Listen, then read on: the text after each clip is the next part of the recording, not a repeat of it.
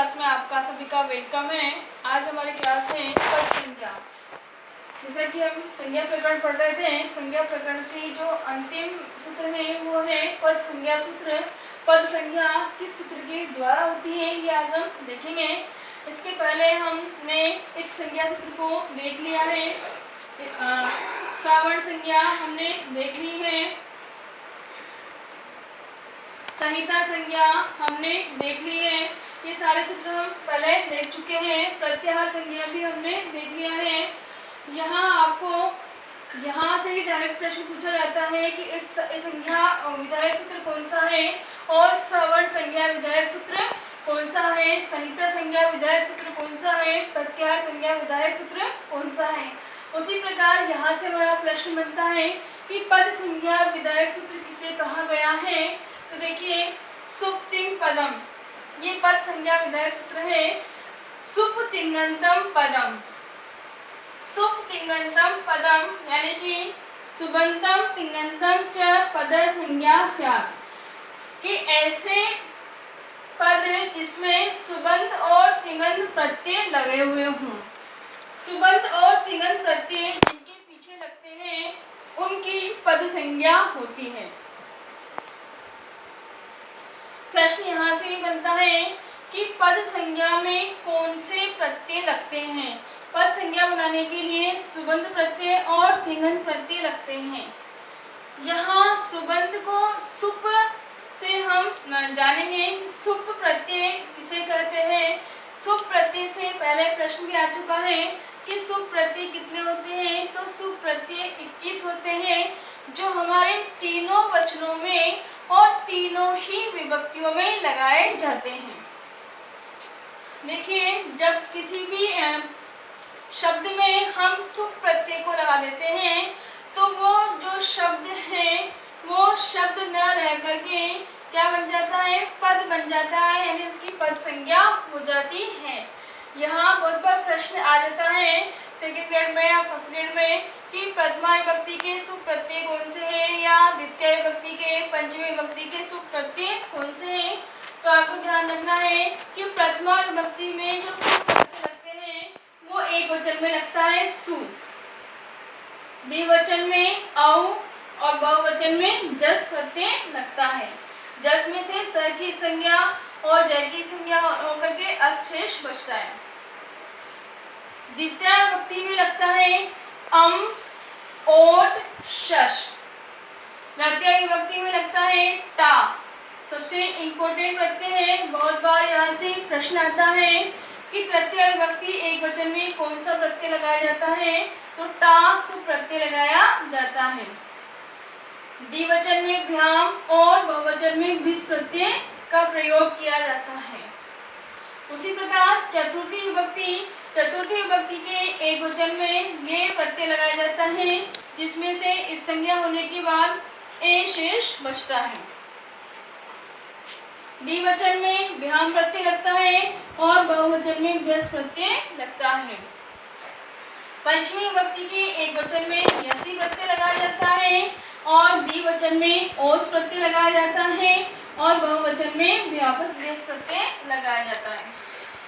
षष्ठी विभक्ति के एक वचन में यस प्रत्यय लगाया जाता है, द्विवचन में ओस प्रत्यय लगाया जाता है और बहुवचन में आम प्रत्यय लगाया जाता है। ये भी इम्पोर्टेंट है, यहाँ से भी बहुत बार प्रश्न आते हैं। सप्तमी विभक्ति के एक वचन में डी प्रत्यय, द्विवचन में औस प्रत्यय और बहुवचन में सुप प्रत्यय लगाया जाता है। अब देखिए, जो मेन प्रश्न है आपका वो कहाँ बनता है। वो आपका बनता है यहाँ पर। ये सप्तमी विभक्ति का बहुवचन सुप प्रत्यय है। यहाँ हम जब सुप से प्रश्न बनता है तो सुप का मतलब केवल सप्तमी विभक्ति के बहुवचन सुप से नहीं है, अभी तो इसका मतलब है यहाँ से सु और यहाँ से प।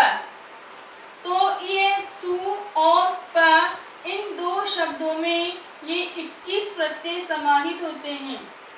21 प्रत्यय कौन से? सु, औ, जस, अम, ओट, शश, टा, भ्याम, भिस, ये, भ्याम, भ्यस, यसी भ्याम भ्यस यस ओस आम ई ओस सु। ये सुबंत प्रत्यय कहलाते हैं जो शब्दों के पीछे लगते हैं। कौन से प्रत्यय कहलाएंगे? सुबंत प्रत्यय कहलाएंगे जो शब्दों के पीछे लगेंगे।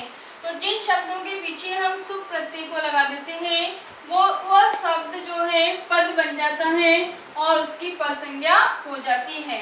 उसी प्रकार धातु के पीछे हम तिङन प्रत्यय लगाते हैं और तिङन प्रत्यय लगाने के बाद उनकी पद संज्ञा हो जाती है।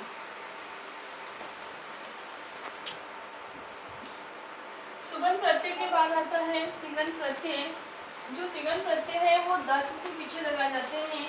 धातु के पीछे लगाने पर वो जो धातु है वो पद बन जाती है, यानी पद संज्ञा हो जाती है। यानी जब किसी धातु के पीछे हम तिङन प्रत्यय जोड़ देते हैं तो वो धातु पद संज्ञा धातु कहलाती है। जैसे मान लो हम ये पट धातु है, पट धातु जो है वो अभी इसकी पद संज्ञा नहीं हुई है, लेकिन इसके बाद में यदि हम टी प्रत्यय जोड़ देंगे तो ये बन जाता है पठती। अब ये जो हमारा पद है ये पद संज्ञा कहलाएगा क्योंकि इसकी पद संज्ञा हो गई।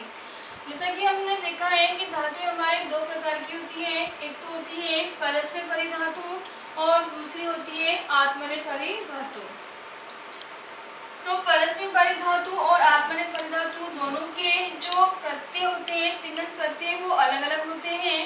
परस्मैपदी धातु के जो प्रत्यय हैं वो है तिप तस झी, यानी प्रथम पुरुष के एक वचन में तिप प्रत्यय जुड़ता है, प्रथम पुरुष के द्विवचन में तस प्रत्यय जुड़ता है और प्रथम पुरुष के बहुवचन में झी प्रत्यय जुड़ता है।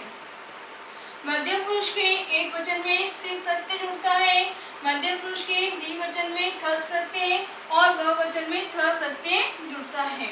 उसी प्रकार उत्तम पुरुष के एक वचन में मिप, द्विवचन में वस और बहुवचन में वस प्रत्यय जुड़ते हैं।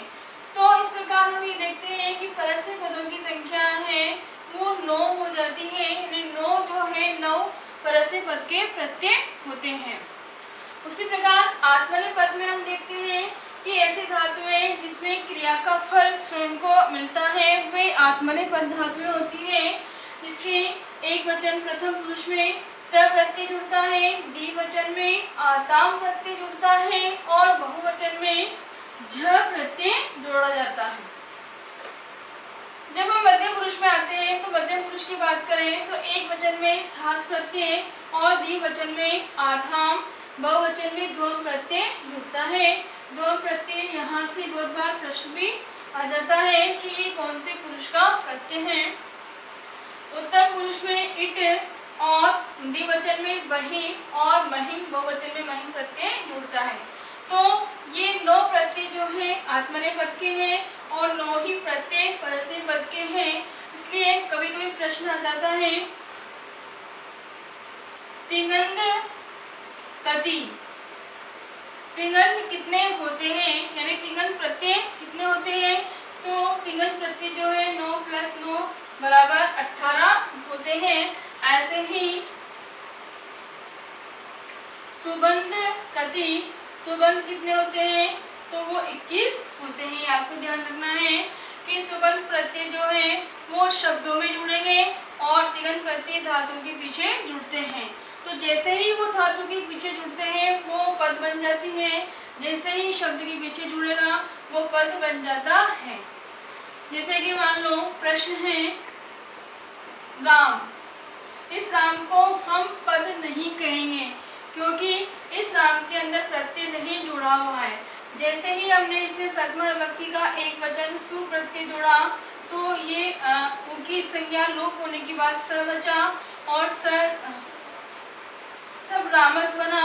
स सदृशो रु सूत्र से स का र हुआ तो रामर बनता है और ऋत्व विसर्ग होने पर ये रामः शब्द निष्ठ होता है।